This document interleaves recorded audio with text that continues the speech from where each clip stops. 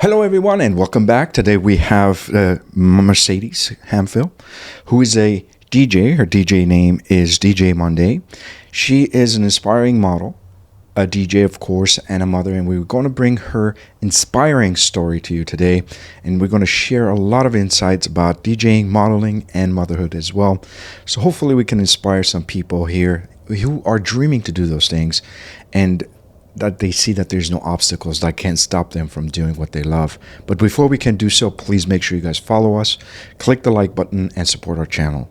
And let's get on with it. Mersadez, kind of introduce more about yourself, what you do. Well, first and foremost, thanks for having me. It's a pleasure being here to, be able to share my story and a little background on who I am. First and foremost, I am from Ohio, so I'm a Midwest girly. And I would say I do a lot of things. I'm like a serial entrepreneur. Mm-hmm. I'm also a Gemini, so it's hard for me to decide what exactly I can explain in regards to who I am or what I do.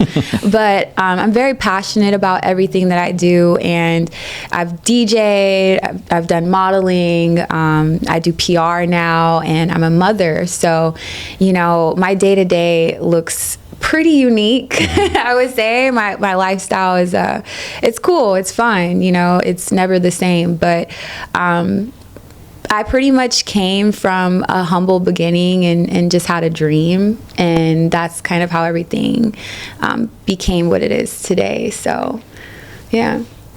That's good. It's always about the dream, right? So yeah, absolutely. I'm a dreamer, big dreamer, yeah. We always talk about the entrepreneurship and working and so on and so forth. Yes. People coming here, mm-hmm. We all are here for a dream, and sometimes people lose their dreams. Yes. And then they wonder what happened, because they stopped dreaming. I've seen that happen. I've seen that happen too many times. Yeah. Oh my goodness, especially here. Like, I've seen a lot of people come here very excited and ambitious, and things, happening around them, mm-hmm. kind of just like fog and clouds, their dreams, and kind of makes it feel like it won't happen. I've seen that happen, Yeah. So it's important to believe in yourself. Between Ohio and Los Angeles, mm-hmm. What do you? Because it's day and night. It is. Like, it's day and night. It is. I've been there. It is. Yeah. It really is. Which one do you prefer? Let's put it that way. Oh my. Okay. In regards to. Overall, okay. I know if we compare the weather, you might say, sure, Los Angeles, is way right? different. It's there. different. Yeah. I feel like I love a lot of things about my hometown because it made me like who I am. But I feel like in regards to where I want to be, LA is definitely where I want to be. I always felt like the black sheep in Ohio. Like, I felt like I was not supposed to be there just because of the mindset, mm-hmm. was so different. I always felt like I was different from like my sister and my cousins and like even my friends. Like, I was always looking other places. Like, for example, I was obsessed with Tokyo, Japan. Mm-hmm. And I remember I used to like go watch YouTube videos and like put like all these barrettes in my hair, and I would practice like how they did their hair there. And I would go to high school like with these crazy like hairstyles and like gloves. And like, I was just like that girl, listening to rock music and, road trips with my mom. I'm like, can you play Shania Twain? And like, she's like, Shania Twain, so yeah. What's wrong with you? She's like, and my sister, and my sister's like, she's like weird. Like, I don't, like, what's going on? But yeah, so. Were you adopted or no? No, sometimes, I was starting to think, I was like, I don't think I belong in this family. Like, but yeah, it always felt like I had that thing that kind of made me separate from everyone else. And, yeah. So, but I love LA, to answer your question. Ohio's great. I love where I'm from. Like, I wouldn't be who I am without it, Sometimes you got to remember where you came from. But absolutely. Would you say, it's the mindset of Ohio? Is it the people, or would you say it was just your family? Because I have a feeling there's a new theory coming out, the Miami effect, right? Whoever goes to Miami, mm-hmm. next they're all successful. Mm-hmm. So would you say you got the LA effect? I wouldn't even say that, because it took a long time for me to even like get the idea of getting up and leaving home. because like you get really comfortable. Like you're in a routine, right? Like you're literally taught like go get a job, a corporate job, you know, go to college first after high school, you know, get a corporate job, have a family, get the house, then the baby, then get married. Like that's literally like success where I'm from, you know? So being here and doing what I'm doing, it took a long time for my mom and my family to kind of be like, like we don't really look at what you're doing, like we don't take it seriously. So like being in Ohio, I always felt like I was gonna go down that road of like having a family and being married and settling down, and I tried that, but I wasn't happy, and I always felt like there was more for me. So yeah, it took some time for me to get there for sure. And then one day I just was like, I gotta get up out of here. Like I have to go. And I've never even came to LA before I moved here. Oh wow. This is the first time. This is just say, hey, you know what, I'm packing up. You don't know what's gonna be like. I've done it twice because I moved to Vegas too, and I never went to Vegas before I moved there. Oh wow. Wow. I'm just like that. I'm very spontaneous, and you know, I'm a little crazy. Like I know a lot of people that just would not just get up and like. I sold all my furniture in my apartment. I literally had a Saturn, the one with the butterfly doors. It was like a 2005 like Saturn like coupe. It was old. I bought off this older lady on Craigslist. I literally was just like, I'm going to LA. I sold everything in my apartment, and I drove 32 hours. Wow. I think it was 32 hours. Yeah. That's a long drive. Yeah. Yeah. And it never crossed your mind for you to just turn back No, around? no. I was listening to like motivational speeches on SoundCloud. I was playing my music. Like I think I stopped a total of like 2 or 3 times. Wow. Wow. Yeah. A matter of 32-hour drive. And doing it by yourself, you know, it's No, I didn't do it by myself. Okay. Oh no. No, Oh okay. no. Oh, I thought you did it by yourself. No, at the time I was in a relationship, Okay. and my boyfriend at the time, he did not want to leave Columbus, but he also didn't want me to come out here by myself. So it was kind of like a tug of war situation with him, but we both drove our cars, and he was just like right behind me, and we're just like on the freeway, just like driving 32 hours. So technically you were by yourself. Yeah. Pretty Chaperone, much. Yeah. basically. Yeah, pretty much. Yeah. Followed here, basically. Yeah. But Columbus is very nice though. Yeah. Some parts. Yeah.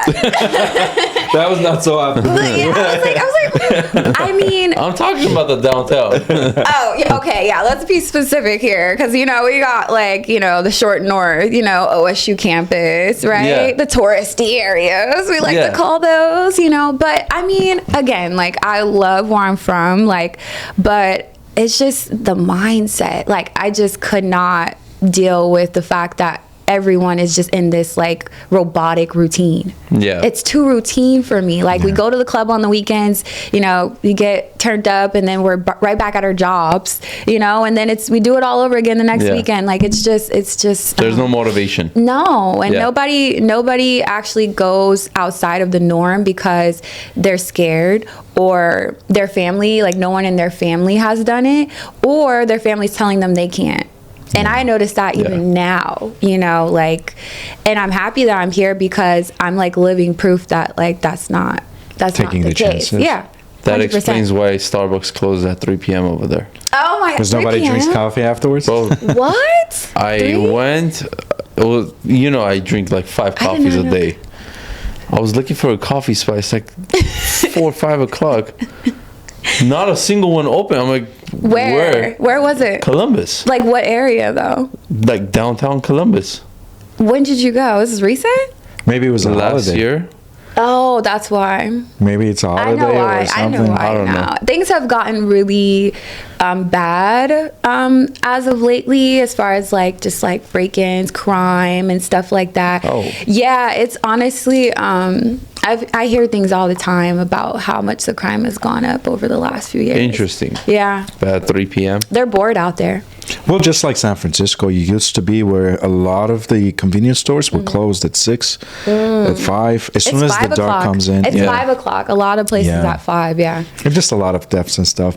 But anyhow, as far as like, you know, I know LA is something that is addictive. I mean, we always talk about LA. You know, we also have a person that came here, which was, you know, LA in a Minute, where we had episodes with them, and we put it on, and everybody's hating on LA sometimes. You know, and it's like, hey, you know, it's just LA hate. You know, it's like, I seen a post recently like that. They like, hate us, but everybody wants to be us, right? Yeah. I would consider moving. Yeah. I'm just. You know, Wait, are you from here? Yeah. That's why. Yeah, because you know the thing is when you're here for such a long time, you don't know what's out there, and then once you live somewhere else, and it's comfortability. It really is comfortability. I feel like if I lived here, like I was born here. Crazy part is my mom was actually born in Long Beach, so she's from California. Oh. Yeah, but she moved to Ohio when she was 9. So I guess I was always supposed to be here. I just wasn't born here. I think your that's roots what it are is. here. Yeah, like my roots are here, Mom. Like you should. I don't know what's going on, but I had to go back. So, but yeah, like I definitely feel like my friends that are from LA, like they don't see things the way that I do. Yeah. Now you came here to do the modeling and the DJing, or how did you fall into DJing? As far as you know. So I came out here originally to do modeling, and I was doing runways, I was doing commercial work, but what I didn't ever see myself doing is, well, some people hate that I use this term, but I mean, a video vixen. And it's like, I say video vixen because like, growing up, like watching like MTV, you know, in the morning, like you watching all your favorite music videos on like MTV and TRL or whatever. I'm showing my age right now, but I used to love watching the videos and just think those girls were so beautiful. And I'm just like, I adored it. I love the creativity behind it. And modeling, being a petite girl at that, I never see myself being in music videos. I always thought those girls were just like shaking their butts and like, you know, like there was no class really, but I got to see a completely different side of the music and working with like really big artists that actually do respect the art and respect women and how they're portrayed on, you know, TV, like Chance the Rapper or like Tyler the Creator. Like, you know, these are people that actually put a lot of thought into their projects. And being a part of that was how I essentially got into music, because I mean, I loved modeling. I still do. But for me, I felt like it was superficial. Like it just felt more like a vanity type of thing. And I'm the type of person, I like to make people feel things. I like to impact people. And I never felt like walking a runway was actually impacting anyone or doing a photo shoot. Like, yeah, I look cute and stuff like that, but it just wasn't fulfilling like I thought it was going to be. And I wanted it, trust me. Like I came out here and I was just like, I'm going to model. And I was very specific. I said I wanted to be an international model, not just like a, you know, just a regular model, but I was very specific. And by the end of the first year, I was in China for 3 months modeling. So, and I got to see the good and the bad and all the in between, being out there. And I kind of made a decision, like, I know that I can do other things besides just be a pretty face. Yeah. Would you, if you started again, let's say for example, would you go the same route or would you do something different? Well, like I said, I mean, I still model right now, but I prefer commercial modeling. It's better pay. I feel like the environment is a lot lighter. It's kind of like this, you know, you go on set, you know, they're like, here's your food. Like they bring, like, it's just, you get treated better. You're like, the star. Yes, like you get treated better and you sit in the little makeup chair. It's not like rush, like hurry up and put this outfit on and go. And they're just pushing you out on the runway. And then you're just like, and then, yeah, it's a completely different environment. And like it allows screw up a few times and then you prolong the whole shoot. You know, you know, it's definitely a different environment for me. It's a lot slower. Okay. So I can pick and choose, and it's local too. Like LA has so many, you know, commercial projects. It doesn't require me having to travel far and wide to make a decent amount of money from modeling. Yeah. Now, for example, the DJing versus modeling, you know, which is more lucrative? Let's say, for example, if somebody is wanting to start, you know, especially now, you see a lot of females that are going into the DJ markets and so on and so forth. I don't know, maybe my feeds are that way, or it's just, but you see more and more, Absolutely, yeah. Do you think, like, is it because of the money is better now for the DJs as far as being females, or there's more opportunities, that's why the people taking it? What's that what is that transitioning happening? Well, I would say that we're seeing a lot of female DJs because we are noticing, like, it's a different energy. Like, I mean, we're used to seeing men in that space. It's male dominated. Yeah. But I think once we start seeing, like Uncle Waffles, for example, I don't know if you're familiar with her. She's more of like a Amapiano, Afro beats DJ. And she's like global now. She's like touring, and she's also producing music, and there's other DJs that have like paved the way before her, but it wasn't as popular. And I think that social media 100% had a lot to do with that, like being like, oh wow, like they're receptive to female DJs now, and they're actually like, we need more. That became a part of the conversation. Like, we need more female DJs, and it's an energy thing. Like, I can honestly say, yes, I love my male DJs. Don't get me wrong. I have some mentors. My mentor is a male. Okay, let's put that out there. But I would 100% say that we have a different energy. Like, we bring a different energy. Obviously, we look good, but we are in tune with the music on a different level. And I think it's because, like, women, we're built emotionally. We are connecting with the music on a different level. It's not just like, oh, we want to play what we want to play. No, we're really reading the crowd. We're really we're doing that. So yeah, I really feel like it's becoming popular 100% for women to step into that, and I encourage it. 100%. Yeah. It's more of a passion, behind it, rather than just robotics and, hey, this is the music. Yes. And to answer your second question about how lucrative between modeling and DJing, I would say that I've been paid more DJing than I have ever been paid modeling. I can say that confidently. Oh, nice. Yes. What would you say your end goal is with DJing? Is it touring, or are you touring at the moment? Okay, yeah. So initially, I just wanted to play parties. Getting into it, I just wanted to, I would go to a club and you see a DJ and they're rocking and everybody's like, oh my God, talk about how good the DJ is. And I'm like, oh, I wonder what that feels like to just like really be in control of the crowd, the energy of the night, So that's kind of where I started because, like I said, I moved to Vegas. And Vegas has a bunch of DJs, and that's really where I started DJing, when I was living in Vegas for 2 years. So I had a mentor, shout out to Patrick Cornett. He's Sweetie's DJ right now. And he kind of took me under his wing, and he would just like, you want to learn? Okay, come to this gig. And I'll literally just be standing behind him. And you know how it is when a girl's standing next to a DJ. They always think you're a groupie or whatever. Yeah. I really didn't care. I was just there to like force out, like actually like watch what he was doing. So I would be at one club, and then, we're hitting Dre's after hours. And then it's like, I'm tired. Like it's like almost 6 a.m. And I'm just like, but I knew that I had to surround myself with people who really knew the skill, like, with word phrasing and mixing and scratching and all of these things. I wanted to be good. I wanted to be great. I wanted to be better than most DJs. And I knew I had to put that work in. So I started by doing that. And then I bought my controller. And that's where it was just like history from there. I just started pressing buttons, and I was like, okay, we're going to figure this out, because it's very intimidating. Yeah. It's very intimidating. There's so many buttons. Yeah, you look at it and you're just like, the first time I looked at it, I sat it down for 3 months. I didn't touch it. I went to YouTube. I was like, you know what? I'm going to go to YouTube and I'm going to learn. And I went to the first video, and I remember it was talking about mixing in key.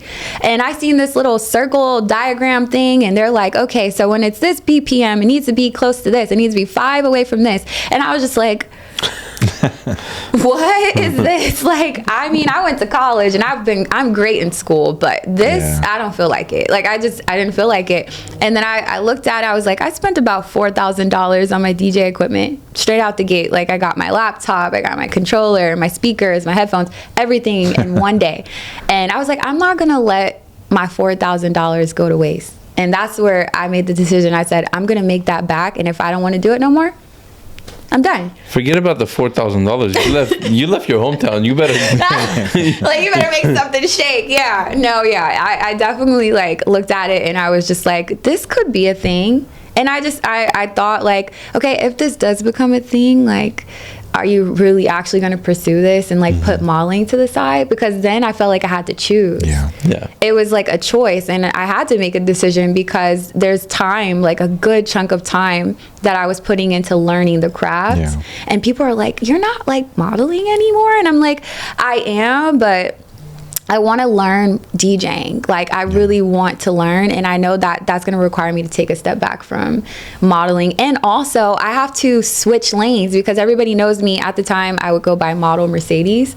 So everybody knew me by Model Mercedes, and that's all they knew me for. And I was like, I have to get them to see me in a different way. Yeah. So I have to like almost completely cut off modeling and say, hey guys, like, I'm DJ Mondae. And they're like, at first, they were not receptive to this. They were like, You're like, you're crazy. Where are you right? going? They're like, DJ Monday. Okay, like, who is Monday? Like, what is this? Like, and I'm just like posting little snippets. Like, how do you come up with your name? Let's say, for example, is there something behind it? Or? Yeah.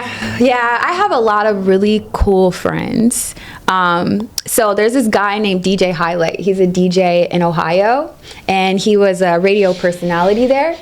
And he also manages Doobie. He's an artist, and he's really, really good at marketing and like coming up with ideas. And I was just like, we're sitting at Shake Shack. I remember like it was yesterday. And I was like, if I was an artist, what would my name be? And he was like, Monday. I was like, Monday? He was like, yeah.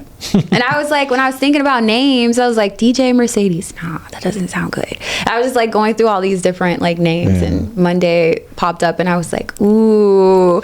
And then I thought about ways I could flip it, and like, you know, like DJ Monday, like everybody hates Mondays. Like, you know, I was just like trying to think of marketing wise, like how I could like make it pop. And when I told people, they were like, ooh, I like that. That's catchy. Yeah. Why not Sunday but Monday? Right. They're like, Monday?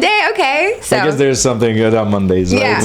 Yeah. It's always a thing with Monday. Like, and then it's like now I get the weekday jokes, but it's cool. And, you know, it's cool. We'll rock with it as long as you remember. Start your week off with a bass. Yeah. So that's how you know, always celebrities always party on Mondays, right? Do they? Do they really? I don't know. I was like, is this a thing? I think it is now, huh? Isn't that LA used to be? I mean, now because Hollywood is such a dead zone, you know, because of, you know, all the industry's all gone. Yeah.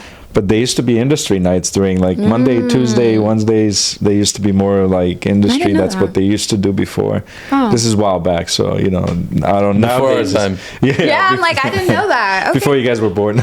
They're making Mondays hot. No, I'm making Mondays hot. Everybody's making Mondays hot. So I'm like, you know, it's cool. And shout out to DJ Highlight for the idea. Yeah. Sure, yeah. Now, for example, in LA, you know, like because a lot of people online, you know, you see a lot of even let's say podcasters and so on and so forth. They talk about LA clubs being dead, being you know, there's no nightlife anymore, you know, and so on and so forth.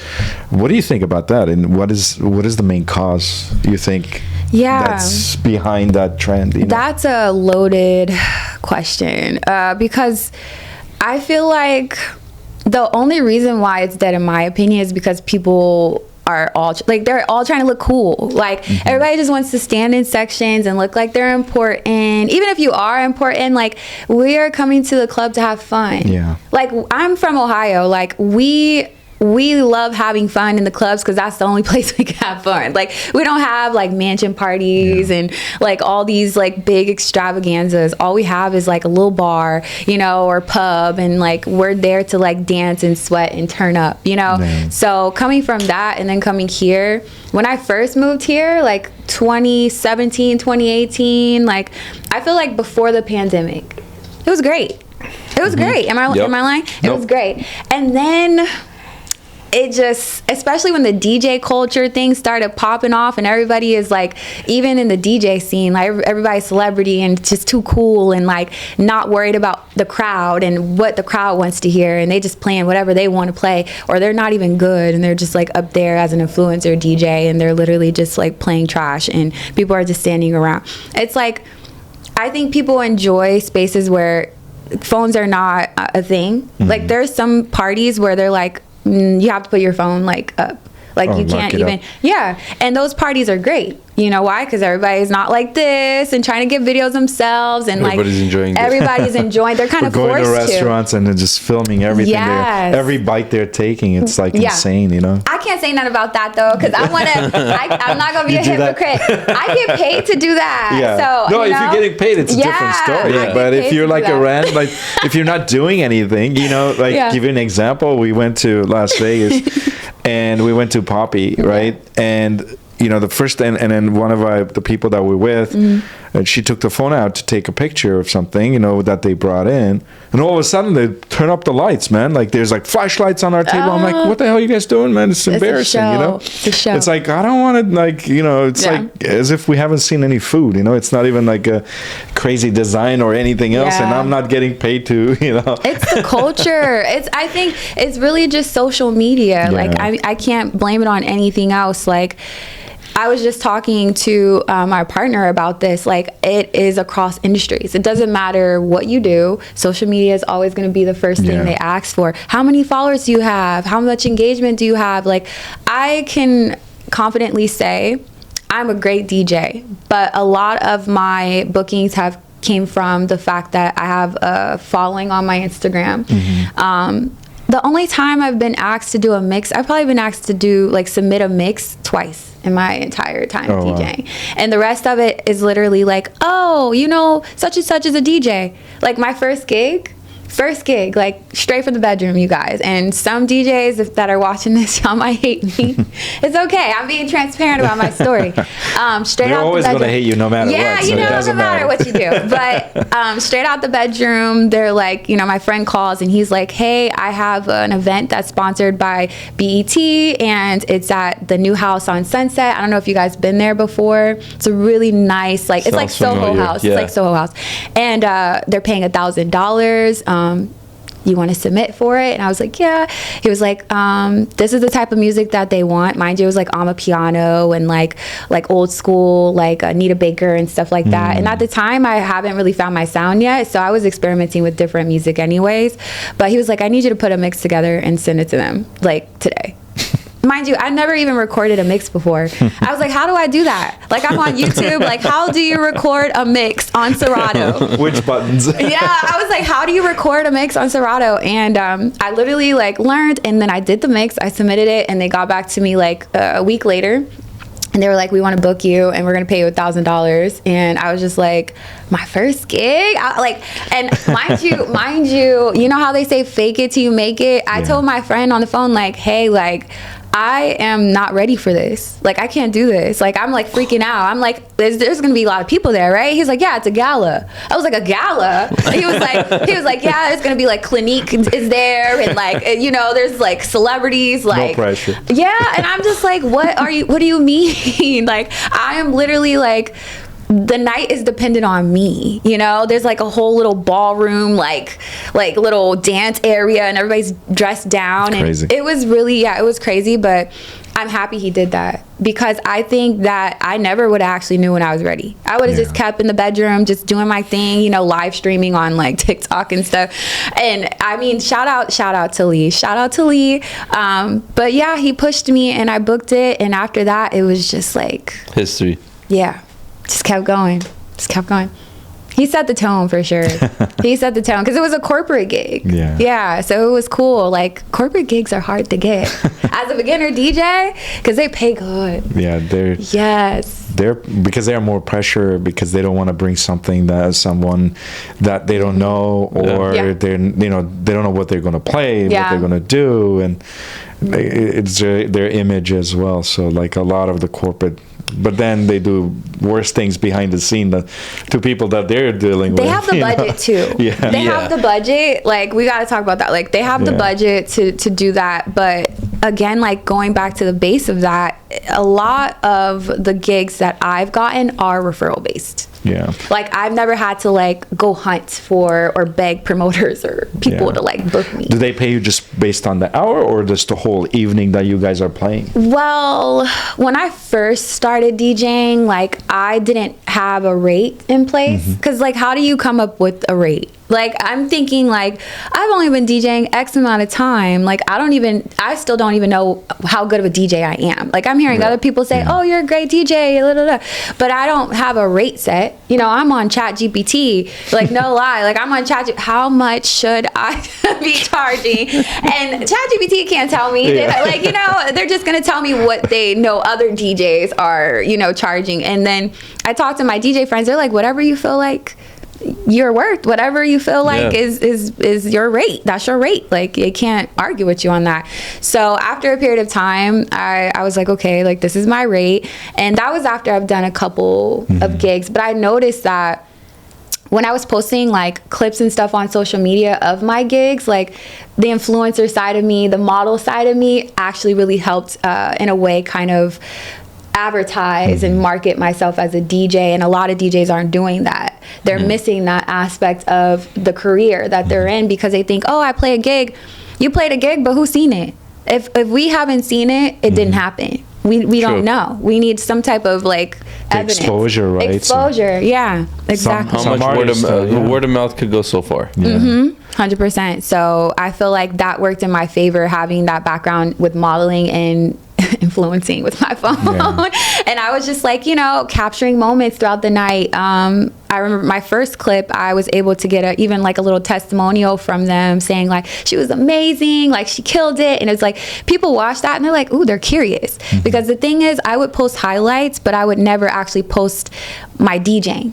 So then they're like, why is everybody saying like she's good? But I can't find no clips of her DJing, but all the other DJs they're putting clips out of them DJing. So it's like, we already know what to expect. But for me, it was like, oh, like we heard she's good. And then DJ Collective started like hitting me up, and, you know, clubs, and they're like, we want to bring Mondae in. Like, we want to see what she can do. You know, it was like a mystery to it. Yeah. So that worked. Yeah. And then also, you know, when you're playing, there's about 300 people, 500 people. Yeah. Nowadays, they're all like posting. They become your advertisers, you know? They do. So most of the time. But nobody enjoys it, just like how she said. Yeah. Nobody sees it. I think what it is here's the thing, you know, like a lot of people go to, you know, vacations, right? And most of the time when I go to vacations or anywhere else that I haven't seen, we don't really rush into seeing everything. Because a lot of times, you know, I know people that go somewhere, it's like scheduled. Okay, 2 o'clock, 3 o'clock, 4 o'clock, 5 o'clock, 6 o'clock. And then you do 2 weeks of that and you're like exhausted. And the only time you've seen it is through that mirror, like, or the, you know, viewfinder or the phone. So you literally, and, you know, I was telling my wife, I said, you know what, we just might as well put just a VR headset and just visit it, and you're gonna see it before you go. Effect. And your mind will think you're there because you've seen it 3D, you've right? Seen it you just didn't walk there. You just didn't walk there, and you didn't even get tired, and you didn't spend money on it, right? But I think a lot of people are doing that, is just seeing it. But the thing is, it's such a great advertising, is because, you know, not only you playing there, but also now everybody's advertising it live, instantly, you know, where like, oh, now she's playing here, and live streaming. It could be good or bad, because then they might talk, you know. It could definitely be bad. If you don't do a bad transition and somebody catch it, now you're a popular clip. Like, that's never happened to me, but I've definitely seen. You know, we Armenians, so we have, you know, our DJs most of the time they play weddings. But it's crazy. Good money. Yeah, they're getting charged. I mean, they're charging like $6,000, $5,000 for like 3 hours. Easy. You know, and 4 hours of playing. DJs and stuff. Making that bank. They're on the. We got layers to this DJ thing. Like, there's an actual like food chain of like, you know, DJs, as far as like bar DJs. You know, you got the corporate, you got the wedding. Would you rather do weddings, or would you rather do like nightclubs? Oh, you've never done a wedding? I'm not opposed to it, but I've never done weddings. I would love to do a wedding, but I would say I'm cool in the corporate. I'm like corporate girly, just because, like I said, it always goes back to my modeling background. They look at me and they're like, not only does she know how to play, but she looks good marketing wise.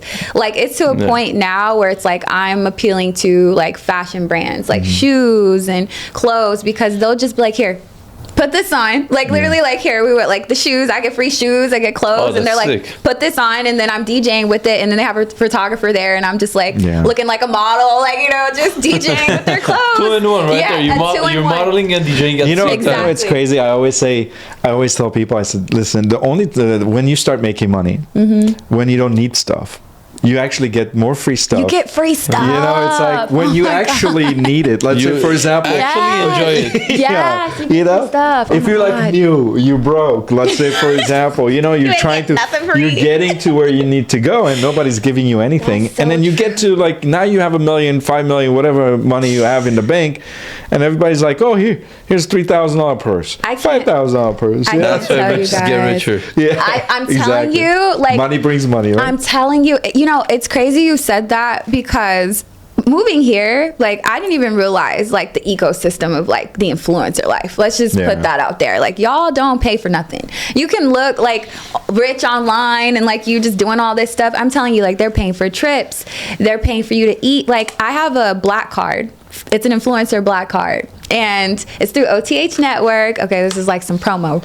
Like it's through OTH Network, but it's cool because they have like a business to business relationship. It's like contractually. So they'll have influencers that were all vetted, meaning they look through their IGs, they made sure their followings are like legit and their engagement's legit.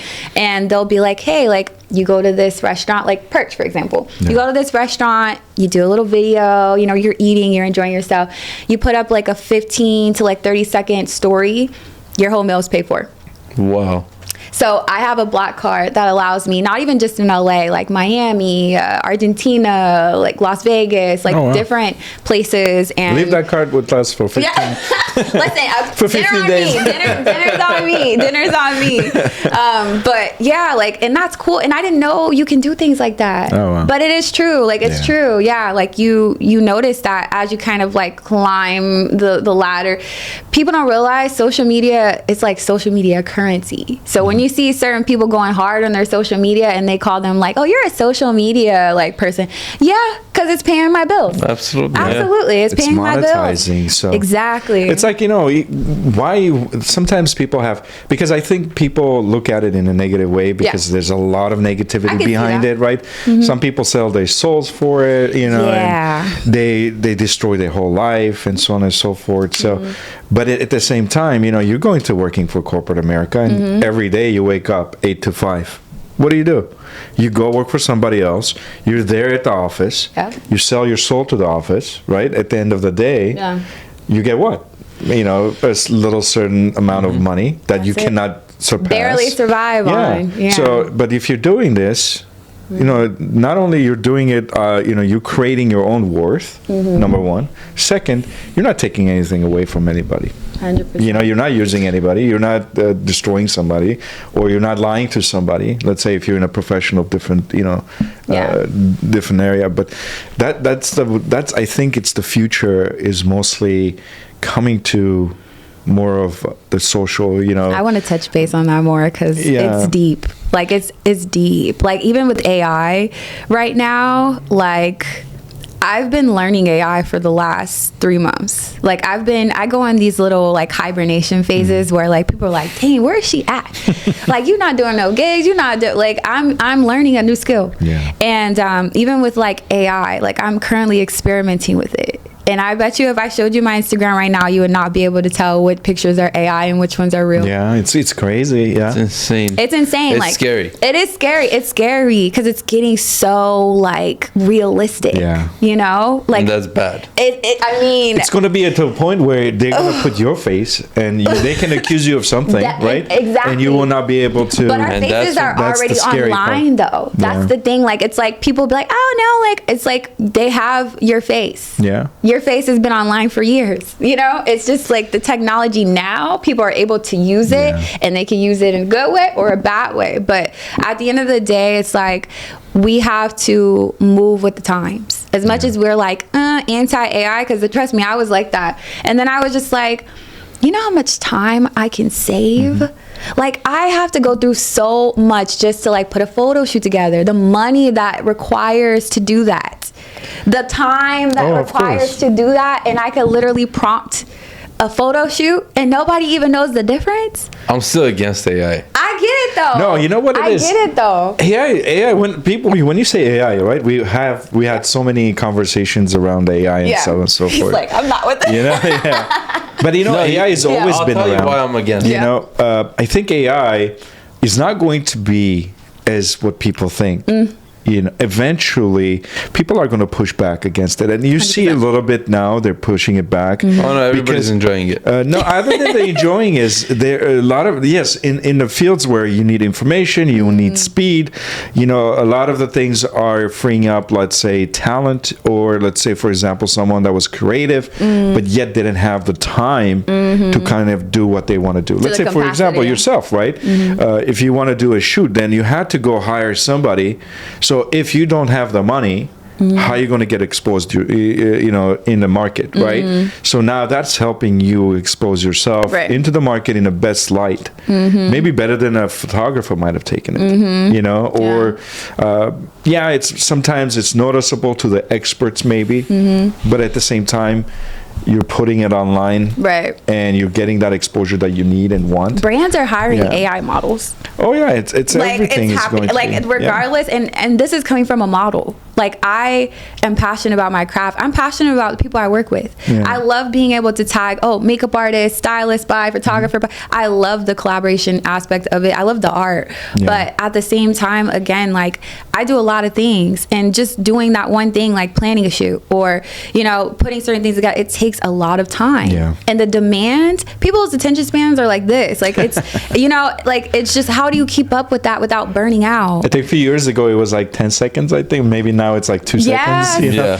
They say like 3 seconds of a video is what makes it a huge difference. It's a lot. Like, and it just, for me, that's how I utilize it. I can't say how other people use AI, but I feel like in certain areas, it definitely has helped optimize my system of like content and creation. Even with us, when I was never like an editing and stuff. We never, I mean, he hadn't done editing, I haven't done editing, and I still don't do editing. But you know, we have the clips. We just put it in. Put it in there and now see. Just like, so you're not that much. He does. You're not that much against AI.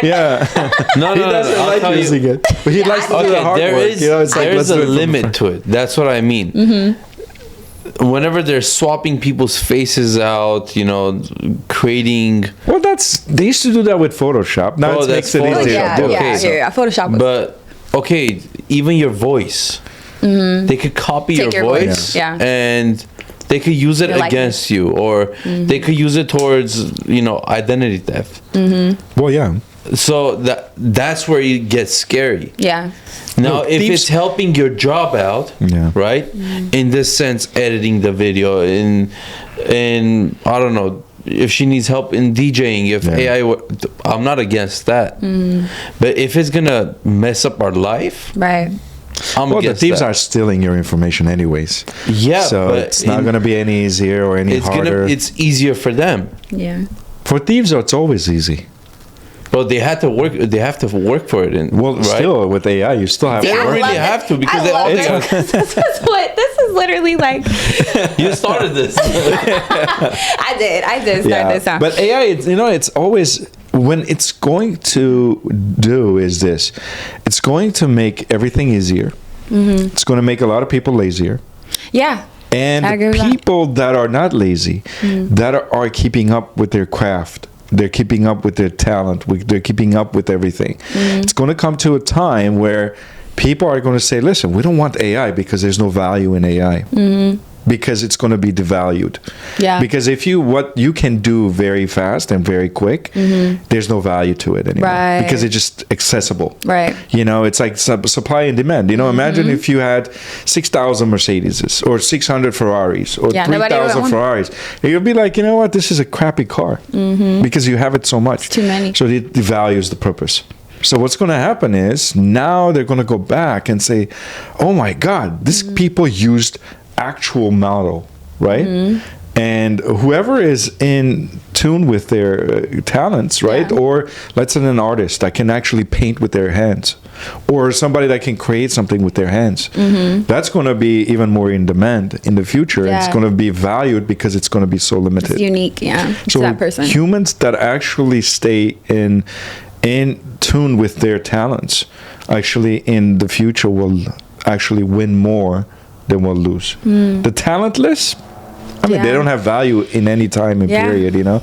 If somebody's lazy today, what are they going to do? Imagine if you're a DJ and you don't. Well, they're trying to come up you with didn't learn anything. AI DJs too, Yeah. and I'm like, I don't know about that. Like, It's never going to be the No. same What is mess. it? Spotify. Yeah. what Spotify is there? Spotify does it. Oh, I didn't know that. DJ? Yeah. Like you Well, could. see, there- people still don't value that because they Yeah, want to it's see not a the same. They someone. wanna I see never the do person, because like- so it basically what is it? Let me see how it does it. That's interesting. It's so simple to put the things for the computer to mix it, Yeah. and then because it's mixing everything in a proper beats. It's proper. It can take it Yeah. up to By your playlist, if Yeah. you type in DJ, it just continuously. yeah, Yeah, it's AI DJ. Wow. It just plays your playlist pretty much. But DJing, like, it's like music. Period. It's like a lot of music is made by mistakes. yeah. Good mistakes. There people are like, "Ooh, I like that mistake." Like I was literally at a event. It was Ty Dolla $ign and Friends last night, and it was like Grammy nominated artists performing and stuff. And it's just like AI cannot do that. Like, you know, like there's bands and they're playing It's and they're putting robotic. pieces. Yeah. You know, it doesn't have that feeling. It doesn't have that soul. It doesn't have that, like, you know, it just can't replace that. Yeah. With music, it's gonna be very hard to do that. I feel like with You can make beats, but at the same time, you cannot make it feel the beats. Yeah. You Yeah. know, creating that that touch of human. Yeah. Humans are never going to But be. even creating the beat, sure. Mm-hmm. But if I'm at a party, Mm-hmm. I want somebody to stand behind the DJ stand. Yeah, you need to see that person. I don't want to see left. Yeah, See yeah. that person. That's what I'm saying. Is a lot of people will not want to. I mean, there's still DJs. Yeah. You know, we were talking about DJs and so on and so forth. There's this guy that we were talking about, DJ Levi, Yeah. whatever it is. Yeah, the Levi. guy just dances like 10 minutes, making faces and stuff. But you look at it, you're like, man, this guy didn't even touch the board for the last 10 we minutes. call those influencer DJs. Yeah. Those are influencer DJs. I think a lot of people, just like singers, right? Some Yeah. singers are they go on stage, they never sing live. Oh, lip syncing. Yeah, Yeah. And I think a lot of them don't sing at all. It's you know? easier to clock them on social media though. Yeah. Like real DJs, we can clock it so easy. Like we'll look at the board and instantly know like what's going on. Like instantly. We're like, okay, like, you know, but other people, this is how you realize like we do a lot of work behind the scenes, like learning to scratch and mix and like I use stems for example, right? And stems is basically like live production. Like I'm pulling vocals, melodies, bass and drums out of a song and Yeah. then mixing it with another song and now it's a whole new song. But people are thinking like this is a pre-recorded mix. Like it's already put together. They don't know what I'm doing on the laptop. They don't care. As long as the music sounds good when it comes out the speakers, that's all they care about. That's all Sometimes they care it about. could be amazing, and Yeah. they think it's You're been doing all recorded this because stuff. You're like, yeah, I'm doing, and you're like practicing it, and then you realize like they really don't even like. I don't want to say they don't care, but it's like I think about the times I went to the club. Am I really thinking like, oh, he's up there, he just scratched, oh my god, or like he just like if it's a dope transition. Yeah. Like it's going, you gonna hear that, you gonna feel Yeah. that. But it's like those are the people that are like musically inclined. I Yeah. feel like that get it, you know. I mean, I'm not like musically inclined, so you can get away with a lot of stuff. See, but that's what I'm then saying. when I say a DJ is bad, Yeah. then it's bad because that's you know 'cause if I hear notice, it, you can yeah, hear it. Like you can hear the skips or the hard Yeah. like switch ups, like that stuff you can't ignore, especially when you're dancing and then there's a moment where it's like, whoa, What happened? Why did you just skip? Yeah. it's like a blind man seeing Yeah. things. You know? You're like, wait, that's not supposed to happen. You know what they have to bring back? The high school parties.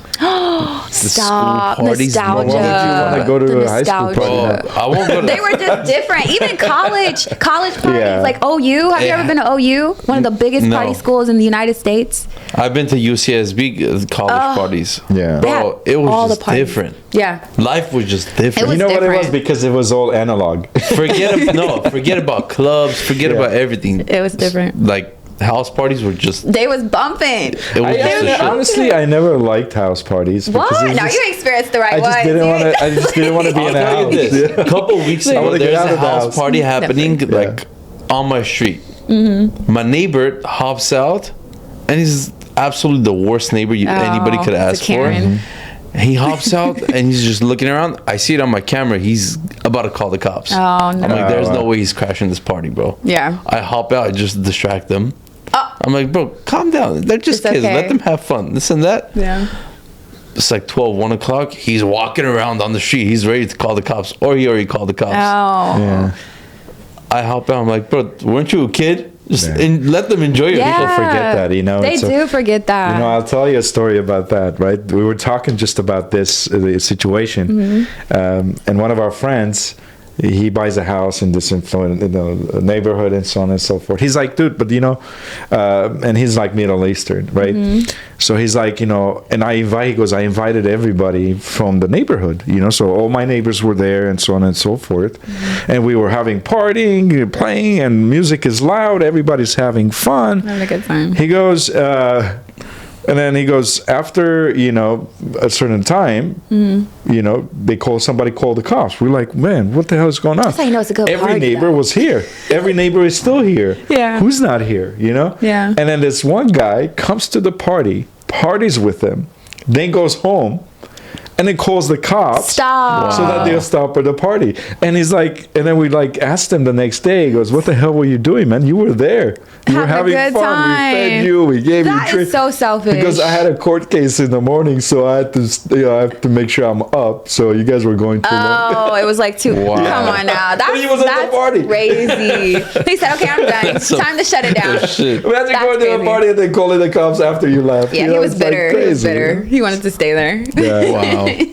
No, that was good times though. Like honestly, it was because like OU, like I went to a college that was like literally in a small town, like Hocking Hills. I don't know if you're familiar with, but it's literally in like Nelsonville, Ohio, which is like a small town. There's probably like 100 and some people that live in that town. No, wow. But 30 minutes away is OU, and OU at the time was like the biggest party school in like the US. So they had like Palmer's Fest and like Halloween like block parties, and like literally damn. you can go in any house. Like everybody's just out in the street, and just like you go in any house and it's a party. Like you just go in, sororities, whatever. Like it was just it was the craziest time ever.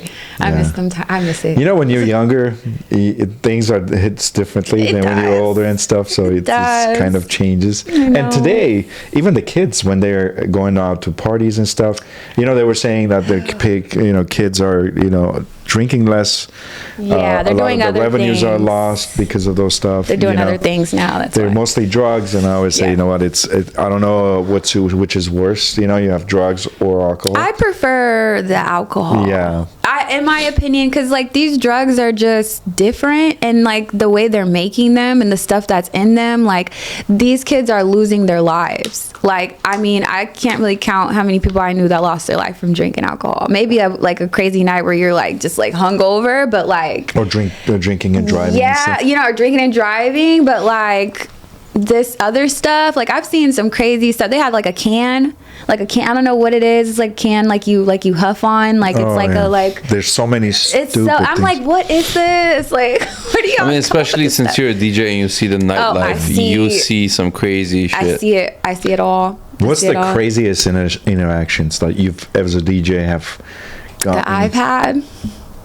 That's something that's so crazy that you're like unbelievable. Like, you know, you're like, oh, there's people, you know, like there's so many weird things that happen to people. Okay, so last year, there was a little bit of controversy. My first controversy online, you guys. I mean, you know, I popped my social media cherry, you know, as a DJ. And I feel like this is where my PR background came into play, because I really had to de-escalate the situation and not give light to it. Yeah. And it actually worked in my favor. But there was a situation where I did a showcase for my friend. So showcases are when artists come and perform, right?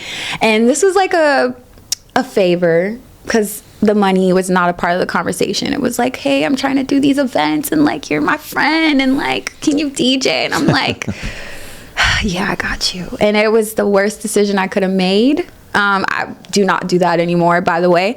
But basically, this was a very like poorly put together event. So there was not like sound engineer. There was no sound engineer. The artists weren't submitting their music prior to the event. So they were coming with like airdrops. And we all know as DJs, you airdrop a song, it's a 50-50 chance that Serato's either gonna like recognize it or it's not gonna play. So guess what happened? There was a particular person that comes on stage and she thinks that I have her music. She didn't send it to me, by the way.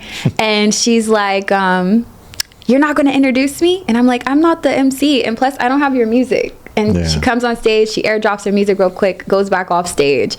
And I load her music up. And the first song that she's performing is just One Blue Line. Oh, that's it. Shit. One blue line. So she gets on stage, she gets introduced, she has the mic, she looks back at me, she was like, I'm trying to like let her know like your song is it's not working, boo, like it's not working. So she's pissed. So the lyrics, it's not nothing. Not even the song. Not even the beat. Nothing. The thing is, when you have a corrupt file and Serato can't pick it up, it's not playing anything. Like literally, it's just nothing. So only option was to play her second song, which was good. But she wanted the first song to go first. So she's on the mic. She turns around. She sees me not playing it. So in her head, she's like, oh, she's not going to play my music. Like, she's thinking this is like a personal thing. Like, I'm just sitting there not playing her music, you know? And I'm like, wow. I'm like, okay, so just guess what she did next. Like, she's fuming, by the way. She's got the mic in her hand. Oh, so she's like, yeah, I'm gonna, sing my song and da-da-da-da-da, but everybody get your phones out. Mind you, I'm in the back of her. I'm not paying attention. My friends are next to me. Like, my crew is right here. Like, I'm talking to them. I'm like, yeah. I'm like, it ain't working. Oh, like, I don't know what to do. I'm over here telling them, like, I don't know what to do. Like, so next thing you know, all I hear is this Dusty A.B. She don't want to play my music. And I was like, oh, wow. Everybody in there was like, like, wow. And she did it on camera. She wanted everybody to see. Now, I was shocked in the moment because I'm just like, did she just do that? And then I'm looking at my friends, they looking at me like, Monday, what you want us to do? Like, you know how the friends come, they're like, what you want us to do Monday? I'm like, nah. We're not gonna do that. I was like, security, get her out of here. Get her out of here. Next morning, guess what happens? Guess what I wake up to? Videos start blowing up. Viral video. Oh, Monday, I'm getting calls, phone off the hook. I'm like, what? They're like, did you see the video? What video? I go to her page. This girl made 2 videos on this situation and clips it, cuts it, trims it up to where it looks like I just didn't want to play her music.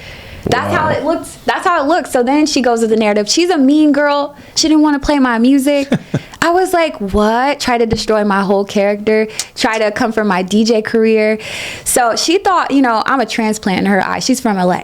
She's from LA. She's that like, oh, this transplant like DJ. She thinks she running stuff. Like, she like giving that type of energy, And I'm just like thinking, because it took me like 24 hours I'm the type of person, I have a lot of emotional discipline. So I sat on it. Everybody wanted me to respond immediately. What you gonna say? Everybody like, what you gonna say? You know how they are. Like, what you gonna say Monday? Like, what you gonna say? And I'm sitting here, she's on her stories going crazy. She's milking the moment, right? Yeah. People in the comments, I'm looking at the people too in the comments. Some of them I know, they laughing, whatever, So I'm like, what am I gonna do? Like, how am I gonna respond to this? Should I even give this energy? And then I was like, you know what? The label that I'm partnered with, they were like, so this has gone further than we thought. And there's like Usher's DJ seeing this. There's like all these DJs. Now it's bigger than me because now we're talking about artists against DJs. Now it's a bigger conversation because there's artists that disrespect DJs all the time. And now it's bigger than, like me and her. It's like artists against DJs now. So now we're online and there's like a war. You got the DJs in the comments like, but these artists are so entitled and they do this and they do that, and then you got the artists like, but y'all know, like, we come here, we got this, and I'm just like, oh my god, like, how is this happening? And I'm just seeing my numbers go up on my page, my stories. Everybody's just watching I got thousands of people watching my stories. I'm like, oh, okay, this is cool. I guess, like, hey. And then I responded, and the thing is, she didn't know I was sitting on receipts. Yeah. So I had receipts of messages between me and the organizer of the party saying like, hey, I need all the artists to send their music prior to the event. I had a screenshot of that. I had a screenshot of the actual song, the Blue Line, like it not loading in Serato. I had a screenshot of that. Like I had the full clip of what actually happened in my back pocket also. So it was like I was sitting on all of this and I just made one post and I was like, this is what happened. Here's clip number 1. Here's post number 2. And they was like, oh, you cleared her. You didn't even have to go back and forth and disrespect her or any of that. And the craziest part is she doesn't realize how influential I am here in LA. Although I'm not from here, I have a lot of support here. And that's why I call them the mob. That's my fan base. They're the mob. And they really mob behind me. Like I didn't have to speak because they did it for me. They're like, first of all, Mondae she's nice. She's respectful. She always plays my music. She's always breaking artists. I love breaking artists. I love playing artists that, are underground. Like I'm known for that, So they're like, you're not gonna come for our Monday, like, girl, no. And it just kind of put it to rest. But that was like honestly the craziest thing I've ever like dealt with as a DJ. Like, and I just didn't expect it. It was crazy. When you say groupies, a lot of males have groupies, right? Oh goodness. Do the girls, like, as far as girls, do you just what is it the guys or is it the girls or is it? It's both. It's both. Yes, it's both. Like I think it's honestly funny. Like, I mean, like when you're in the booth and then it's like the guys are like trying to fight the girls out the way to like get in the booth. Like, what are we really doing? What's happening right now? And then I hate, because I like my personal space. Like anybody that knows me, I'm very introverted. Even though like exterior wise they're like, oh, she's social butterfly. Like I'm very like shy, and only like my close friends and people that know me know that. So like when I'm in the booth, I usually just like to have like a couple of my friends and then everybody else kind of like at a distance. So like when I'm DJing, my friends know, and they're kind of just like, like trying to make sure I'm good. If I need water, like whatever, but there are times where it gets a little crazy and it's like people like right there on like your back, like hovering over, like damn near breathing over you.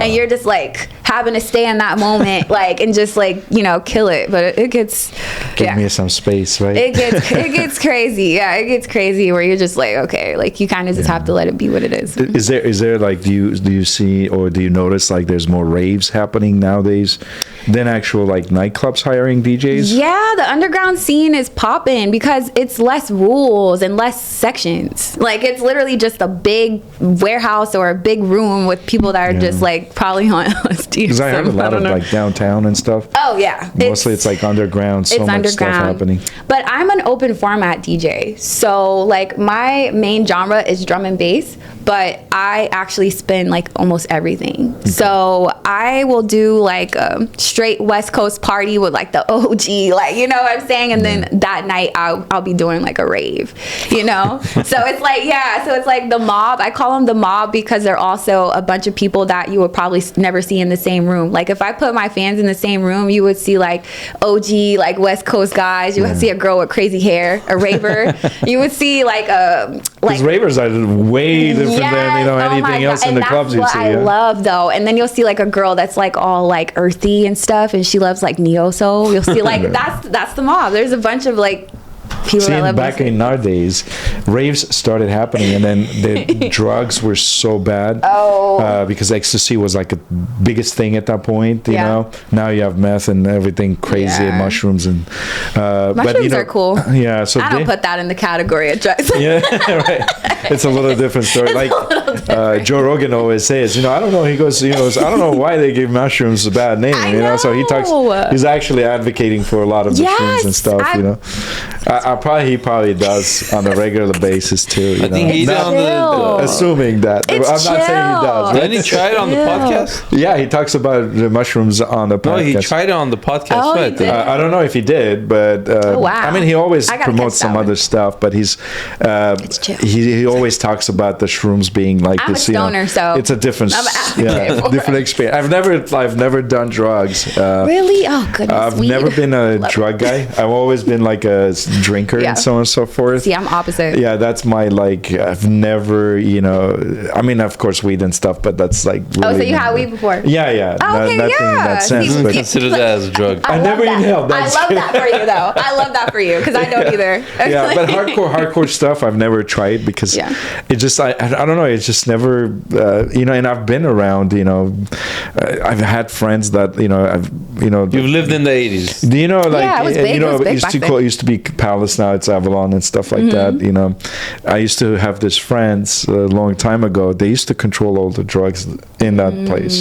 So I mean, I'm talking about coke and all that stuff, and Yeah. it was like free access. You went to know? raves?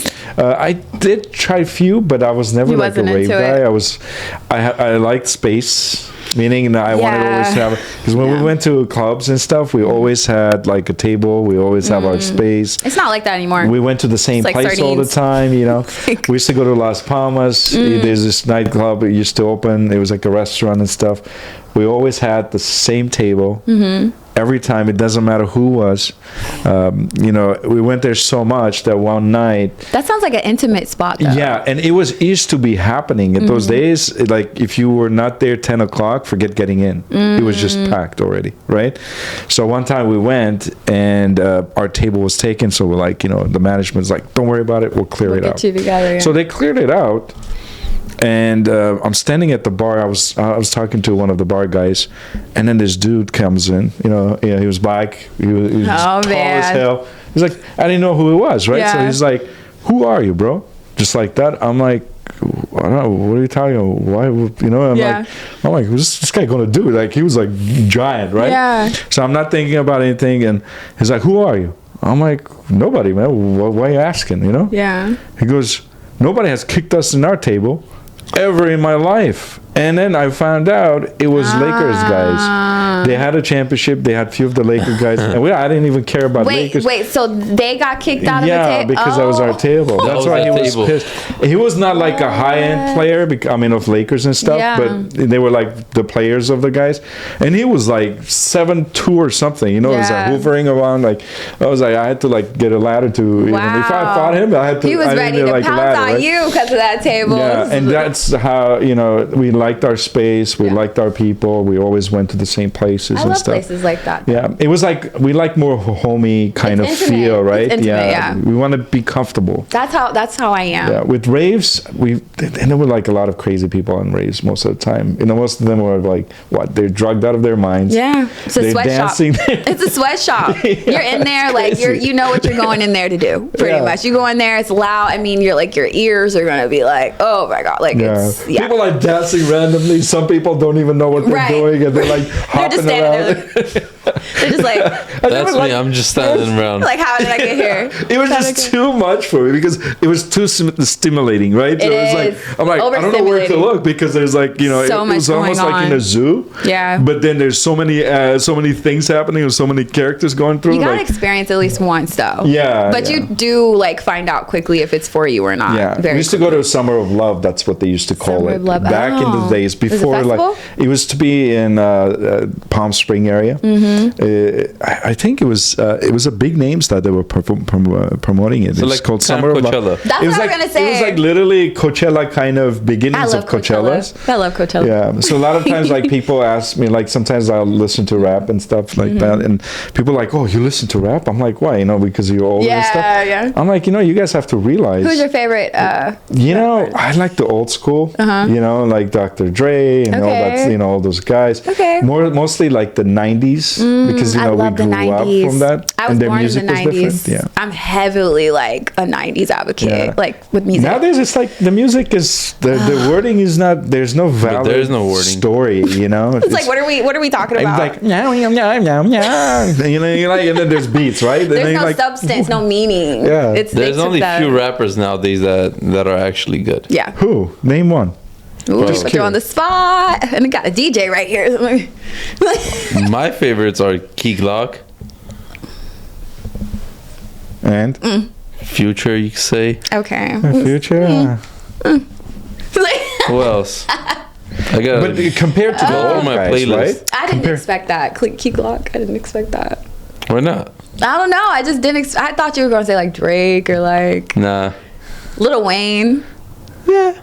You know? You can say so. I worked with Lil Wayne. is classic. He's right? so cool. But he's not a new rapper. Yeah. Lil He's Wayne's not a new rapper. Yeah. Because he has like... Oh, you said new rapper. New rappers. Oh, new rap. Lil Uzi? No. I like Lil Uzi. I like his new song that just came out. It's really cool. I say It's cool. 42 Doug. Okay. But YG? You from he hasn't LA? dropped something good in a while. Wow. He got bangers. I've been playing like YG like crazy over the summer. YG, I love could do a straight set old with YG. Like my high school years, like Okay. 2012 to Like like 2 years ago? 20, Yeah. 2012 to like 2017 YG. Yeah. I graduated in 2012. There we go. You know, the YG. old school can never... You know, when you go to clubs, what do you usually... Even the kids now, they're listening what we used to dance... And that's when They it mix was it. original, right? Yeah, they mix it. So now they're revamp mixing it. everything That's with because new they stuff. know that the old school is just a hit. It's timeless. Even I mix a lot of old school with It's the dancing, you know. You cannot dance to the new stuff. It Yeah. seems like, you know, unless Yeah. they're You mixing could just some. drive and bump it. That's it. Yeah. Yeah, it's like doesn't it's like a high hit. music. I call that like, you know, it's the weed music. It's just quick. It's just quick. Yeah. It's like popcorn music. I call that Yeah. popcorn music when That's it's just even like more. it's not timeless. Like I said, like some songs you can play them forever and people are just gonna every time it's gonna resonate. Yeah, 50 will never get old. no. Oh yeah. See, 50 But Cent. 50 cents is. I love 50 Cent. Yes. You know, Ice-T, you guys, just recently I was watching this video. I don't know how recent it was. Did you guys see that with the altercation with the cops? With who? With the cops? He got arrested. No, but they almost impounded his car. Ice-T? Ice-T. Yeah, no. He gets pulled over with his Porsche, you know, and this cop was just, it was just kind of beyond stupid. He was like tripping a little bit. Yeah. And Ice-T is like, he's like, give me your registration. So registration is expired. Ooh. So, and then he's like, oh, can I get your license? His license is expired. Oh, no. But the thing is, he's like literally a block, like literally this is like, let's say this is his car parked right here. And next driveway, going a little bit further down is the DMV. So he's like, dude, I'm going to the DMV. He's like, well, sir, you can't drive a non-registered car. Yeah. And on top of that, you don't Your have a travel license license. is expired. Yeah. So he gave him and then his supervisor came in. I don't even know if he recognized it was Ice-T. And then he gets mad. He gets out of the car and stuff. He's like, I'm going to tow your car. He's like, dude, what the hell, man? I'm trying to get it done. Yeah. And then the supervisor comes and kind of de-escalates everything. And then the supervisor says, hey, man, you know, can you just give him the warning and stuff? Yeah. He's like, no, I'm going to give him 4 tickets. Oh, Wow. 4 tickets? Yeah, You he gave him 4? Yeah, he gave Ice-T Oh, like he was having a bad day. front plates, no front plates. Okay, he was asking. Driving without a registration. He was asking driving for that. without a license. And then I don't know what else he did another stupid thing. And he's like, no, you can't drive it there. You have to park the car, walk over And there. walk over there. Because technically he can stop. He's still you driving. He's still operating the vehicle. Oh my gosh. I'm like, man, come on, bro. Like, you don't recognize, who the person is. They don't. Some cops it's really like, don't yeah. care. Some of them don't. Some of them do, and they're like so like, oh my god, like starstruck, and they're like, oh, here's a little warning. Even the supervisor was like, bro, like, dude, can you just give him do you have to? Ice-T's cool. Because yes, I'm gonna give him 4 tickets. Yeah, Ice-T's cool. He's a cool guy. Yeah, he's in Law and Order and stuff, so he was like getting irritated. He's iconic. Yeah, it's just I don't even. Sometimes you get those crazy things, but I guess they also experience a lot of. Yeah, they're human. They can't still get out go of through, stuff, because they think they can, and then you don't. Sometimes they do. Like I said, yeah, sometimes they do. It depends on like the cop. It depends on the situation. Like sometimes they'll just get a little slap on the wrist. Yeah, and that's it. But that's with the artists. When I go to clubs and when you hear things, DJs, most of the DJs will have like a spinners of that mix of that old school. What do you mean? And that when they bring the old school back, when somebody's DJing and then you blend the old school, you see the reaction of people. Yeah. Right? Like yeah, energy, especially when it's unexpected. Yeah, too. energy pops up, right? It's I think that's like timeless. They're bringing a lot back, even in the house scene. Like, I'm not a house DJ, but it's like they're bringing back the old like house. Yeah. Like, I think people are just tired of hearing like the repetitive tracks. Trance is kind of repetitive. Yeah, I'm not much of like a house DJ. Like, I don't like I'm not big on techno. House and techno, we used to, it's crazy because I don't know if it's coming back or not. Techno's huge. House and techno, those are like the biggest genres right now. Oh, yes. It's kind of back and forth because in the 2000s, early 2000s and 99s, techno and house music was coming up. Me and my friend, he had cousins in Netherlands and so on and so forth, because they came from Europe, right? And then transported here. Huge. And we used to have tapes at those days, and we used to play it in the music. And people were like, what the hell is that music? We were cool because back in those days, huge cruising era, right? So there's a lot of cruises happening. Sunset Boulevard was, where that Miyagi's, I don't know, not Miyagi's, but I said Pink Tacos. You know what Pink Taco is? Right where it starts. I don't know. You know the Club Den, right on the left side when you're coming from this side on Sunset Strip. Yeah, it's the Den, and then there's the Pink Tacos on the right hand side. Yeah, and then there's the Body Shop. Right. I don't know what to say. You guys know who I'm talking. See, like a lot of people don't go there as much. Yeah, I'm like. And then going back all the way to Doheny. That part used to have. If you want to go from end to end, it used to take an hour and a half and an hour and a half back. Because there was so much like traffic. People were traffic cruising. Yeah. People on the streets. Mel's Diner used to be, Mel's Diner at that point used to be the hottest spot that you can ever be. Everybody was there afterwards, right? There's like Waffle House. Yeah, Barry's. They used to go Barry's Pizza right on 3rd Street. And that was like the most happening places. They used to have a DJ there. People used to dance on the tables. Oh, wow. And then they got shut down. They couldn't do music anymore because of the fire hazards and too many people in there. Yeah. Got it. But those days, it was just cruising music. We used to play the music, and they're like, oh my God, what the hell is that music? Yeah. Came out big. Then you will have maybe, let's say, all the rooms were like techno, house. There'll be like one room for like hip hop. It like hip hop literally died at one point, So I think that's why a lot of people started doing like more of transitional hip hop. Yeah, they went away from gangsta kind of thing, or that story type of thing, thug life kind of thing, and then they moved on to like because softer. It carries a certain energy too. Like I mean, that's even still a real thing right now. Yeah. Like in certain spaces, you go to clubs and they're playing like Chief Keef or like Waka Flocka or like like so that rah what I'm saying, like that rah like hype energy, and you got a bunch of guys in there and there's not enough women, it's not a good ratio, you're asking for a disaster. So and this is from experience, I'm just like, so yeah, it is important to create a certain energy in the space where it's like if the women are dancing, it's a good night. It's a good night. I don't know if this is true. Yeah. But there was a thing on Instagram, and it said this person opened an all-female club. Okay. Oh, I seen that. See that. And they were all sitting down? And then they were with for one day, right? Yeah, I think so. They were open for one day, they closed the bar. Is that true? Is that I don't know, but there's like nobody bought a drink. Oh, yeah. It was just all the girls sitting in the section, just like sitting down. Because what they're going to do? Like, what are we going to do? Like, this is not, no. Because, females go to a nightclub. Obviously, you get dressed up. You want to go to a club. Yeah. And if there's like guys go there to see pretty girls, right? And then girls get pretty to go to places. They want to feel good. Yeah. Obviously, if you dress nice, you'll feel better. Let's say nobody goes to a club with their pajamas. Yeah, no. I mean, some people do, but if they do, it's and nowadays they go almost half naked. Like you see them and stuff like that. So, yeah. But that's the transition I guess we're having in that scene in Hollywood. I think Los Angeles is kind of unique in that sense because people are more experimental.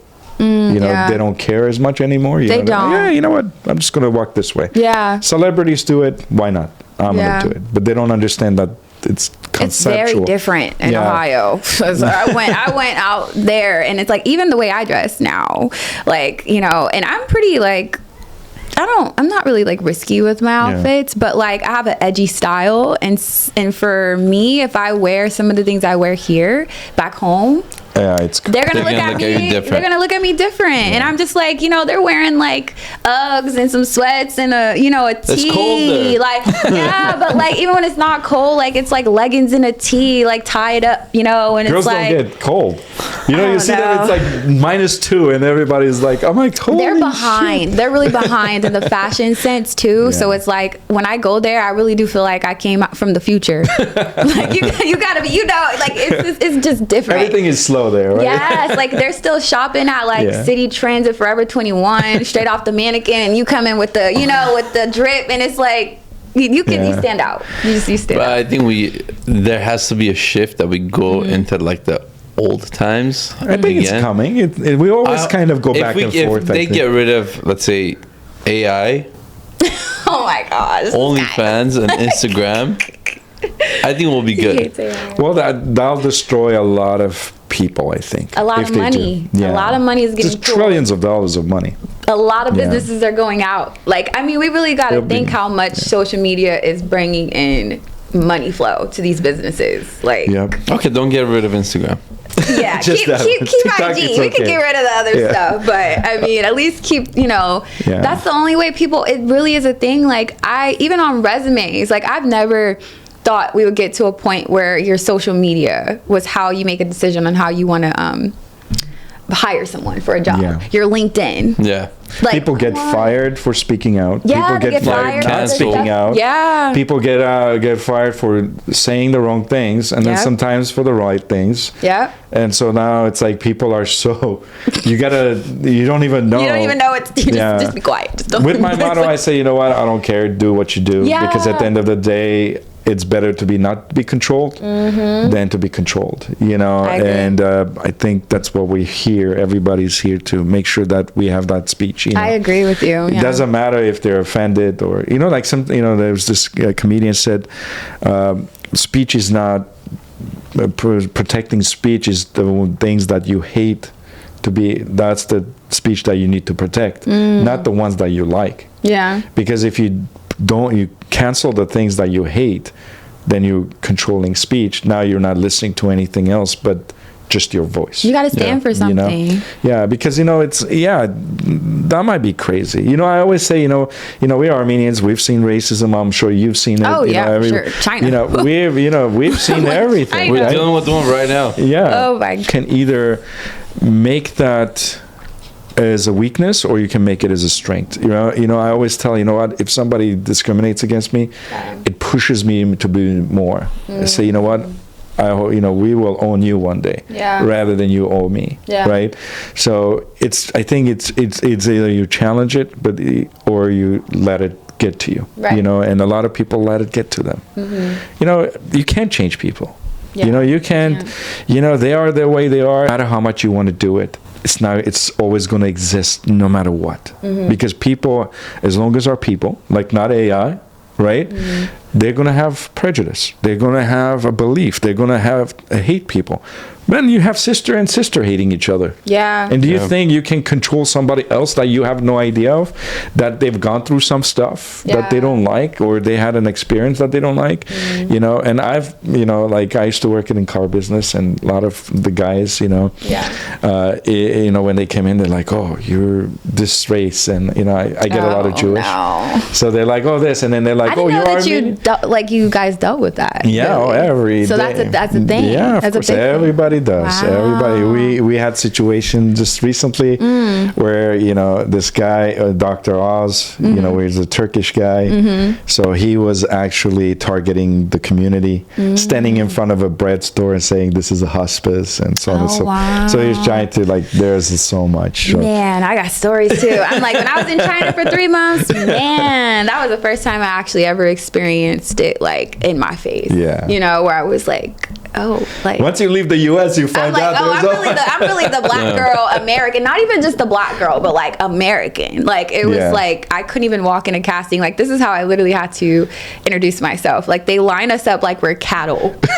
Okay, and we're I'm the only black American in my agency out there. Wow. So you know, they line us up and we literally have to say like our name. So I'll be like, my name is Mersadez, I'm American, I'm with Model Light. Like I would have to literally say that every time, like that was American. And I was just like, why do I have to say I'm American? Like, you know. Oh, that's crazy. And apparently like, I don't know if that like helped with bookings or not or what. Maybe, like because I don't know. Like a lot of basketball players, they get a better, like they get a positive vibe. I don't know, maybe not China, but Japan. I walked a lot of shows. I worked with a lot of like designers, but I also paid attention to how they treated me versus like how they treated like the Brazilian, Polish, and Russian models. Like they were super protective of me. Like my passport was locked up in a safe. Like, oh wow. Yeah, like my agency was doing that though. Like, and I had to have an agent with me. Like I had an agent. Wow. Her name was Pikachu. She went everywhere with me. I swear, y'all. I swear. I know. Shout out to Pikachu.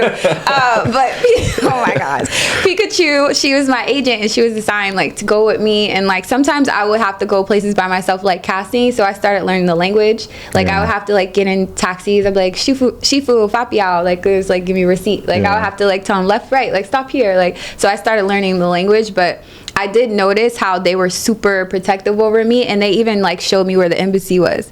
Like they were like, "This is where the embassy is." Like, and I'm like, "Dang!" Like, what? They don't want to mess with Americans, right?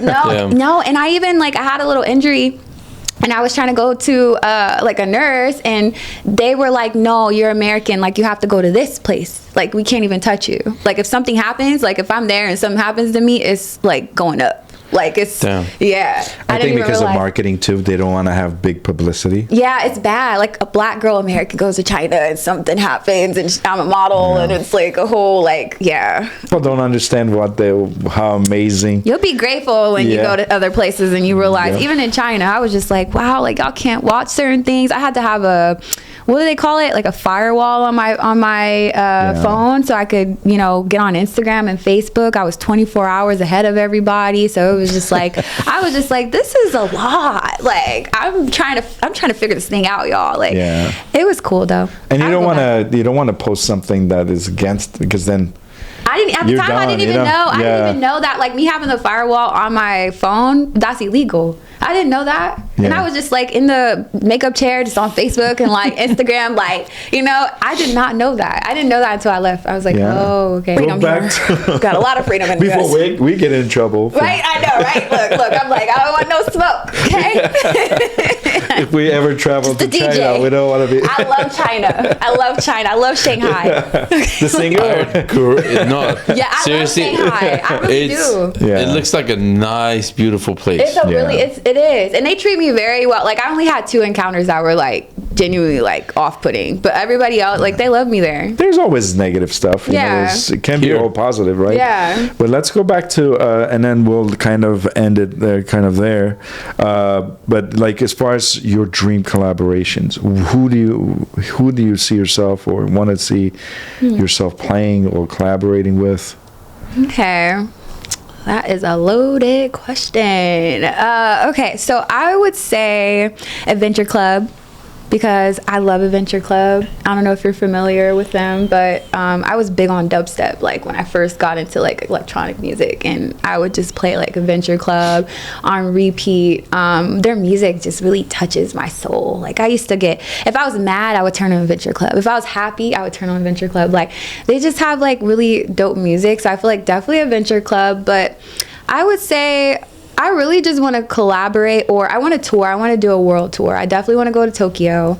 I want to experience that market, whether it be underground clubs or festivals. And I also want to go to the UK because the music that I enjoy spinning, like grime, UKG, drum and bass, those are really popular genres there. So honestly, I'm really open right now to collaborate with whoever kind of aligns with that market. So I don't want to like be cliche and say like Skepta or like I don't know, Tiesto. Yeah, or Tiesto. Like no, like I genuinely just want to like. Does he do as good as he used to do, or it seems like he's kind of. Wait, can I go back? I forgot a really important person just now. Yeah. Alice in Wonderland. Okay. I'm sorry, girl. I should have said you first. I feel so bad right now. No, Alice in Wonderland. We'll switch those words. Yes, let's run that back. We'll Alice have in AI Wonderland. change things up. Right? Like, let's run that back. Yeah, Alice in Wonderland, hands down. Because I remember when I seen her spin here in LA, and she had like just came out here from like London, and she was like just kind of like sparking, like people started to like know about her, and she is like really good at blending like hip hop with like electronic and like all these genres, and I never seen it done like that. And then when I seen her spinning like that, I was like, that's how. Oh, wow. That's how I want to spin. You know, like she's dope. She's dope, and she DJ'd Pregnant at jeez. Wow. Yes, like this Hopefully girl is. not doing Shout nothing out else. to Alice in Wonderland. Like I really look up to her. 100% crazy. her. Yeah. And being like, you know, for example, you're a mother as well. Let's touch on that too.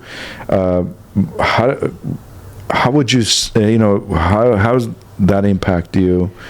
And if people, let's say, for example, in the same shoes as you are in, let's say they have a kid, but they still have that dream, right? Because at the end of the day, your dreams don't die. Yeah. Sometimes people say, oh, you know what, I had a kid and I had to give up my dreams. Yeah. But I think that's kind of bullshit excuse, Yeah. because they didn't want to do everything that was hard. It can be. Yeah. It can be, but I would say I have a village behind me, a really big one. So for some people, they don't have that, and it could be hard to do. Like Yeah. you don't have people to come in and be like, "Hey, I got you." Like, go. We know what you're doing. Like, we got you over here. So, you know, most of my family is in Ohio, and right now, you know, I'm co-parenting with this dad, and like he's in Ohio and I'm here. So I'll either fly my son here or I'll fly back home for a month. But it's like that. It's been like that for like the last 3 years. Oh, wow. And that comes with, you know, a bit of like sacrifice, because there's moments where mommy has to work. Yeah. You know what I'm saying? Like last year I was on a like with my DJing, and I had to choose between playing Rolling Loud and being in Ohio for my son's birthday. And that was like the hardest decision of my life, because even though for someone they're like, oh, it's Rolling, like it's just a, you know, this changed the trajectory of my DJ career. Like one gig can literally open so many other doors. It's not just about, oh, you're playing Rolling Loud. No, that's a resume stamp. And it's like, that did open up other doors. I got booked for Amazon Music after that. I got booked for True Religion Coachella after that. I got, you know, so it's like those sacrifices, like right now it hits, because it's like, I want to be there for every waking moment. Like, you know, he's 5, he'll be 6 this year. So it's like really tough sometimes. But then I think about the future that I'm setting up for my son and what I'm able to do for him. Like when we do spend time, I'm taking him to Disney, I'm taking him to Legoland, like we're doing this, we're doing that. He's just like, Mom, you're so cool. Like, oh my God. Like he's like get lost for 5 years. He's like, Mommy, I want to go to LA. I want to go to LA. Like he's just like, he's a bi-coastal baby. Like I didn't have that when I was a kid. Like he's on flights, he's doing this, he's spoiled, he gets whatever he wants. Like in my opinion, like right now, that's important. Like I feel like he's gonna look back and see all the things that, like, there's a paper trail, there's a literal digital trail of everything I've done. So it's like, for me, he's gonna see that and know, like, Mommy made those sacrifices, but like it was for a good reason. You know, so it's not easy, you know, parenthood, you know, having a kid and, like you said, chasing your dreams. But I have a village that supports me, and they see what I'm doing, and they're like, they reassure me, because I have moments where I feel mommy guilt for sure. And I'm just like, nope, I'm going back home. Like I literally like, I'm going back, I can't do it, y'all, I can't, I'm just my baby. Like, and they're like, you better not, and it's, I came too far. I came too far. So but Disneyland always keeps a lot of things forgotten, you know. Kids, especially if you show them the good time. Oh yeah, you know, the experience. He's young too right now, so it's like, you know, like when he's older, I want to be there more when he remembers. You know what I'm saying? Like when he's older, it's like I'm gonna have more time because I did that. You know, like right now, it's like, okay, like I'm still young. I'll be 30. I'll be 32 this year. Like, you know, we didn't like, ask that, by the way. It's okay. I'm proud of my age. I look like I'm 20 something. I look like I'm 21, 22. I go easy for the 20. But no, yeah, like I appreciate where I'm at in life right now, and to have a, you know, his dad be supportive too. That's good. You know, because that's not always the case either. There's a lot of baby mama, baby daddy drama, and it's like, no, he sees what I'm doing, he supports me, we support each other in that, and I think that's really like how I do it. So yeah, 100%. So what advice would you give to someone that's jumping in? That could be in your situation or not in your situation, but they're just new jumping in. What are some of the things that you will advise, or things like getting into that they like should DJing? stay away from? Oh, okay, or just not like to period. do, or just period, or like with DJ. Okay, or like just general, like modeling, or your experience, through the modeling, or even through DJing, right? Yeah. I would say like be true to yourself. Like honestly, like there's a lot of influences. I mean, throughout the years, there's a lot of things that I could have done, or a lot of routes I could have taken. And I feel like being true to myself has like helped me, because like for one, like I could have gotten into drugs, partying like crazy. Even now as a DJ, like I mean, the opportunities to just be like, I just think that you have to like have tunnel vision, and you have to know what the goal is, and you just have to stay on track with that. And that's what I do every day. When I wake up, it's like I have a goal in mind. I know where I want to be. I'm strategic about the people that are around me, because they influence me in different ways, and I'm always trying to better myself or learn. So I put myself in spaces where I can do that. If I feel like I'm around people that are draining my energy, I just, I got to cut those people off, or people that are encouraging me to be a better person, they got to go, and it took time for me to realize that, because everybody's not your friend. Some people have motives and things like that. So I would just say like, discernment, and just like being true to yourself. Don't let anybody influence you to do things that you wouldn't usually do, or whatever. Just be yourself. Yeah. Especially Los Angeles, there's a lot of superficial, 100%. very surface. What can you do for me? Yeah. Especially transactional, very transactional. Yes. Especially social media, they see your followers, and as a woman too. Yeah, I'm like as a woman, like in a male dominated space, whether it be modeling, whatever. I mean, I've literally went to learn about sex trafficking victims and how to work with them, like back in Ohio, and I have a model coaching business where I teach young girls how to build confidence and what to look out for in the industry. So because they're flying you different places, right? So you don't know where you're landing. You don't know who's coming. It's easy to get sucked into that world, not knowing or not having, like I said, good people around you to kind of like let you know what's going on. Know who to play with. It's like the groupies, right? They're down with everything. It's like, oh, you put me in that DJ booth. Don't worry about the rest. They're good. They're going. Free drinks. They're going. That bottle, they're going. They follow like puppies.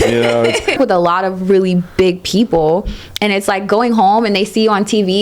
You're a superstar. Ohio, you're a superstar. Like they're like, it's like Channel 3. Yes, they're like, oh my gosh, he made it. I don't mean to laugh. But I mean, I get it though, because I used to believe everything I seen on TV too. Back in Ohio, I'm like, all the reality shows, I'm like, wow, they're really living it up in LA. It's rented, cars rented, house rented. I come here like, you're a lie. It was all a lie.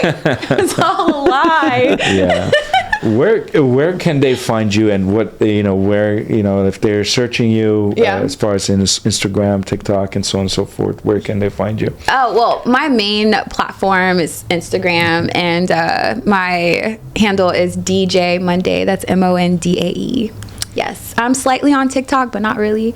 We keep that relationship. We make relationships. We don't. It's just not a connection. Yeah. And we like to see people come back and when we're bigger, they're bigger, and hopefully we can inspire each other and help everybody else. Keep doing what you're doing. This was great. And help the viewers as well. Great. Yes. Thank you. Thank you so much. And thank you everyone for joining us. We'll see you guys next time.